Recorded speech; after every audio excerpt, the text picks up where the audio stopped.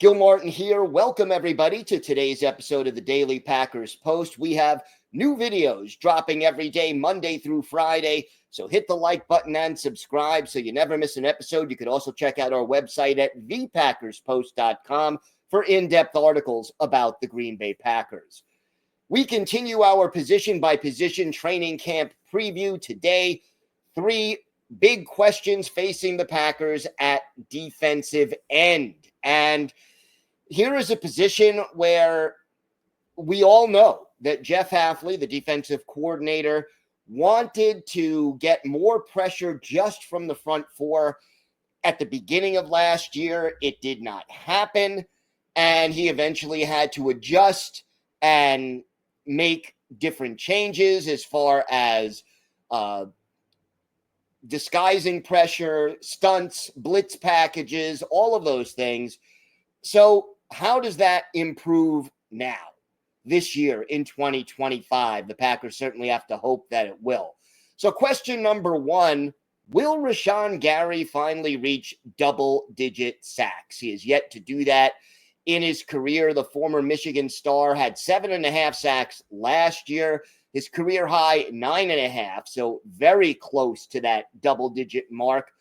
And, his play against the run really improved last year. He still had a very good pass rush win rate, but 7.5 sacks, not quite where we want him to be.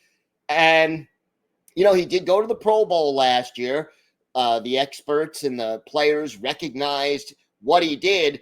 But I think in his second year in Jeff Hafley's system, he can take a step forward and reach those double-digit sacks that would give the Packers that one guy who opposing teams really have to respect and account for. Question number 2, who starts opposite Rashan Gary? Again, we assume to start the year that everybody's healthy. When Preston Smith got traded at the trade deadline last year, Kingsley Enagbare stepped in and started the last 7 games. He had a career-high 4.5 sacks. But the thing about Enagbare, he's steady, he's good, but he's not dynamic or spectacular. And clearly the Packers are hoping that Lucas Van Ness, the 2023 first-round draft pick, is going to step up and claim this starting job. He has yet to start a game in the NFL in his first 2 seasons, even though he hasn't missed a game so far in his NFL career. Now, he did play through a broken thumb last year, and that certainly affected his ability to use one of his hands. And, that is something that hampers you as far as pass rush ability is concerned. No question about the fact that the measurables are there for Lucas Van Ness. He's got the size, he's got the athleticism, the speed, has the tools to be a really good edge rusher, but he's got to be more consistent, and he's got to add counter moves and alternative moves to his repertoire if he wants to, A, claim that starting spot, and then B, live up to his draft status. You don't want him to become a bust. And, clearly it's him and Enagbare and maybe Brenton Cox Jr. fighting for that starting spot opposite Gary. And obviously there will be a rotation of some kind.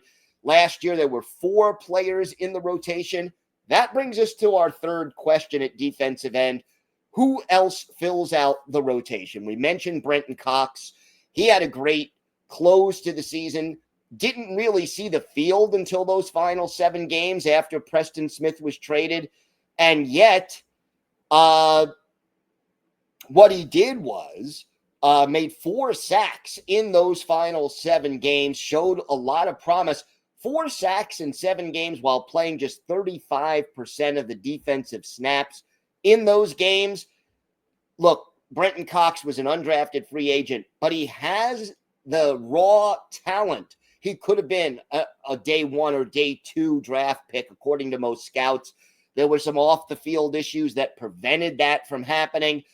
No problems as far as we know since he joined the Packers, and he will be fighting for, A, the starting job, but B, more likely for a prominent spot as the third or fourth edge rusher on this team. Then you have the two rookies. You have Barron Sorrell, the fourth-round pick out of Texas, and Colin Oliver, the fifth-round pick out of Oklahoma State. How quickly do they pick up the defense? How quickly do they adjust to the NFL game? And what role can they play? You know they're most likely going to make the team, barring injury or a really bad training camp. But can they get into the rotation? Probably one of them will, but we'll see how quickly. And then again, where are they at the end of the season as compared to the beginning? Don't overlook Aaron Mosby. He made the team last year, surprised a lot of people with a very strong preseason. He's got longer odds after they add Sorrell and Oliver this offseason, but don't count him out. He always seems to come up big and surprise in order to stay on the team, or possibly he goes back to the practice squad if there is no room on this roster. But those are the big players fighting for those roster spots, and we'll see who steps up and can make those moves.